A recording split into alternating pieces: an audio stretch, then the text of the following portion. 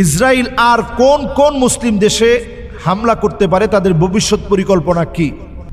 আসলে জিওপলিটিক্স এটা এত মারাত্মক, তারা সব সময় মুসলমানদেরকে সংঘাত আঘাত, মুসলমানদের বিরুদ্ধে কোনো না কোনোভাবে কূট কৌশলে মুসলমানদেরকে ধ্বংস করার অপচেষ্টা তারা নিয়মিত চালিয়ে যাচ্ছে।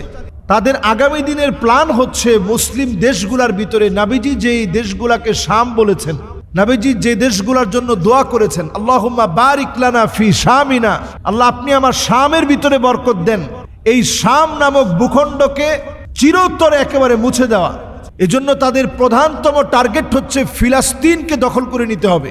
ইহুদিদের দ্বিতীয় টার্গেট হচ্ছে তারা দখল করে নিবে আমাদের লেবাননকে, তারা দখল করে নিবে সিরিয়াকে, তারা দখল করে নিবে মুসলিম ভূখণ্ড জর্ডানকে।